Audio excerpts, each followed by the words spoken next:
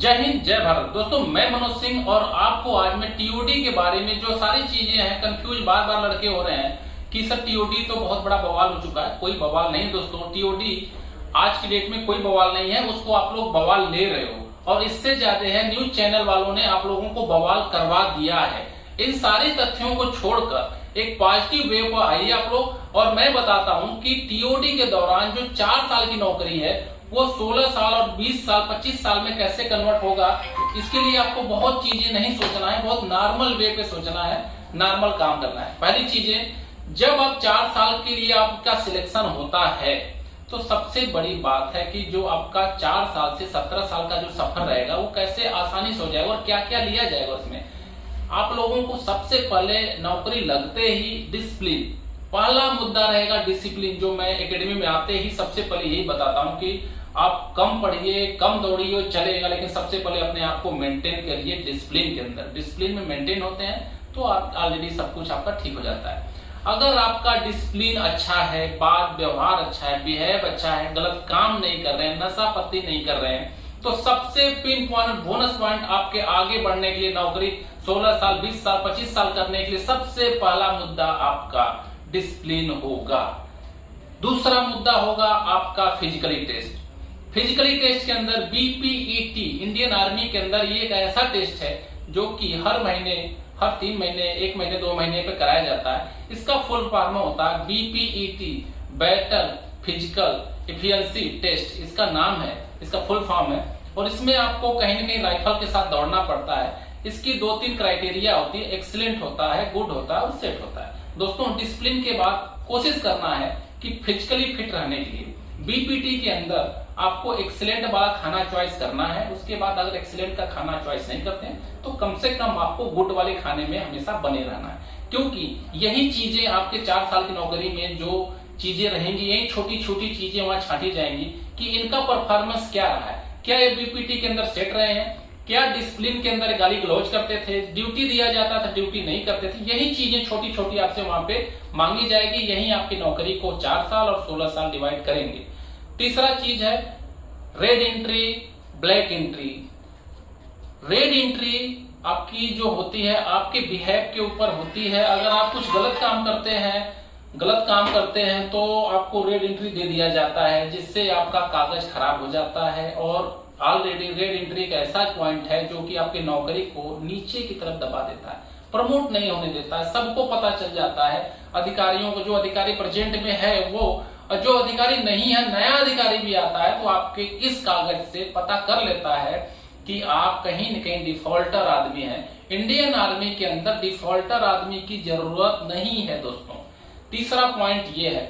चौथा पॉइंट आपके लिए ये होगा कि कहीं न कहीं आपको नौकरी के दौरान कोर्सेज का ऑप्शन आएगा, आपको कोर्स कराया जाएगा। दोस्तों ये कोर्स इसलिए कराया जाता है कि जिस ट्रेड के अंदर आपको बहुत डीपली माहिर करना है, कई तरीके के कोर्स होते हैं, पीटी कोर्स होता है, कंप्यूटर कोर्स होता है, टेक्निकल कोर्स होता है, बहुत सारे कोर्स होते हैं। वो ट्रेड के अकॉर्डिंग कोर्स दिया जाता है कि आप अगर इस ड्राइवर ट्रेड से हो तो आपको ये कोर्स लागू है, गनर ट्रेड हो तो आपको ये कोर्स लागू है।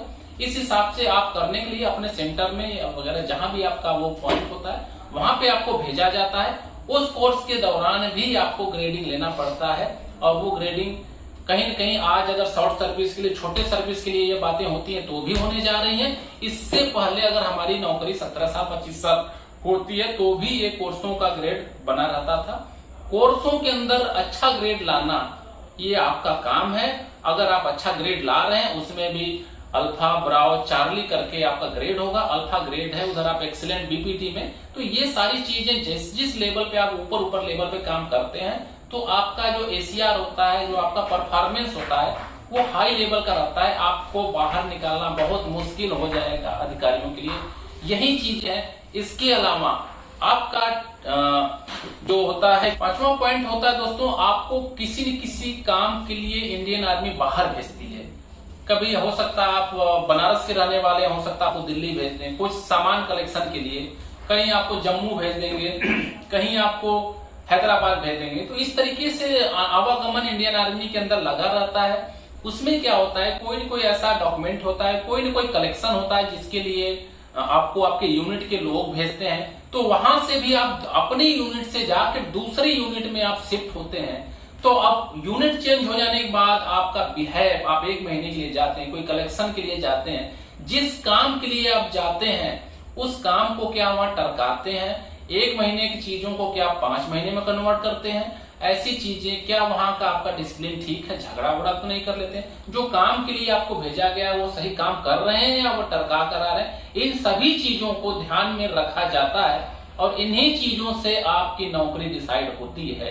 दोस्तों बहुत बड़ी बात नहीं है, नौकरी लग जाने के बाद बहुत छोटी बातें हैं जो आम भाषा में भी इसको बोला जाता है, ये सारी चीजें हम लोगों को पहले से लागू हैं, लेकिन एक सिस्टमेटिक अधिकारियों के हाथ में एक पावर बढ़ा दिया गया है और कुछ है नहीं, पावर बढ़ा दिया है कि आपको इन सारी चीजों के बाद भी थोड़ा सा उनकी जी हजूरी भी करना पड़ेगा, क्योंकि ये भी आपके डिसिप्लिन के अंदर बीच में अपने इसके अंदर एक डिसिप्लिन के इसके अंदर आपका जो अधिकारी है आपकी आईक्यू लेवल को चेक करना चाहेगा कि नहीं है, इस तरीके का इसके ऊपर प्रेशर डाला जाए, थोड़ा तानाशाही किया जाए, क्या इस चीज को ये लड़का बर्दाश्त कर पाता है कि नहीं। तो वो सारी चीजें वो अपने आप को जज करता रहेगा और आपके जो ईयरली है, साल के अंत के अंदर जो आपका परफॉर्मेंस भरा जाएगा, छोटी छोटी बातों को नोट करेगा और साथ में आपके company commander, CHM, SDM, senior जेसीओस का भी जो रोल रहेगा, काफी रोल रहेगा, वो लोग भी आपको एक टारगेट बेस पे रखेंगे और इसमें घबराने की जरूरत नहीं, क्योंकि आप ही टारगेट बेस पे नहीं रहेंगे, आपके साथ सारे लड़के टीओडी वाले रहेंगे, तो कहीं ना कहीं छोटी मोटी गलतियां होती रहेंगी और उनको भी तकरीबन यही आदेश होगा कि 5 से 7% लोगों को ही, 10% लोगों को ही आउट करने का आदेश रहेगा, बाकी सभी को रखना है। तो मैंने जो पिछली बातों को बताया है कि आप किस तरीके से क्या क्या कमी करेंगे तो आप बाहर निकल सकते हैं, तो ओवरऑल जैसे आपने फिजिकली ले लिया तो उन्होंने क्या कर लिया, एक सेट वाले का खाने को एक्सीलेंट और गुड वाले को बोलेंगे नहीं ठीक है फिजिकली फिट है, सेट वाले को आउट कर लेंगे, रेड एंट्री में देख लेंगे कि रेड एंट्री वाले को बाहर निकालो भाई,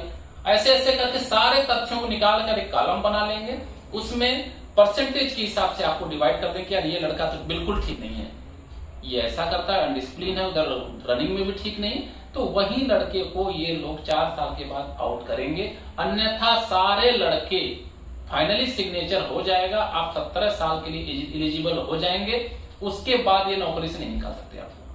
दोस्तों यही चीजें हैं, छोटी सी भाषा में, देसी भाषा में आप समझ लीजिए, आप लोग घबराइए मत, पूरी तैयारी कर दीजिए, जुलाई से भर्ती के पूरे नोटिफिकेशन आना शुरू हो जाएंगे और सारी अफवाहों को दूर करते हुए एक हिम्मत वाली अफवाह के टीओडी मतलब जीरो, हमें अच्छा बनाने के लिए टीओडी लाया जा रहा है, हमारे डिसिप्लिन को मेंटेन करना, हमारे अच्छे काम को मेंटेन करने के लिए टीओडी लाया जा रहा है, इसको आप हवा मत बनाइए। और न्यूज चैनल से ये मैं दरख्वास्त करता हूं कि टीओडी आ रहा है, आने दीजिए, इसको बहुत बड़ा आप लोग हवा बना दिए हैं, इसको आपको बनाने की जरूरत नहीं है, क्योंकि इंडियन आर्मी के अंदर लॉन्ग टर्म का सिपाही चाहिए।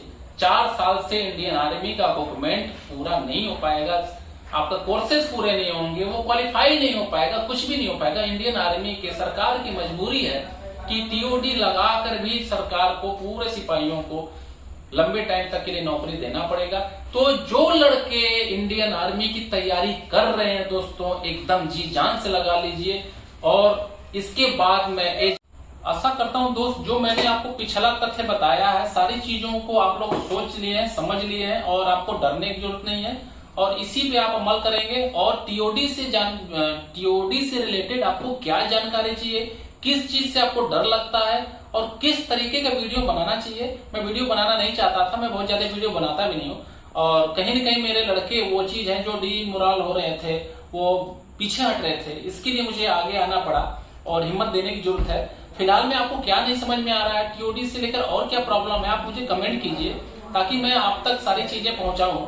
जो आपको कंफ्यूज है मुझे बताइए, मैं आप तक पहुंचाने की कोशिश करूंगा। दोस्तों इसी के साथ मैं ब्रेक करता हूं। जय हिंद, जय भारत।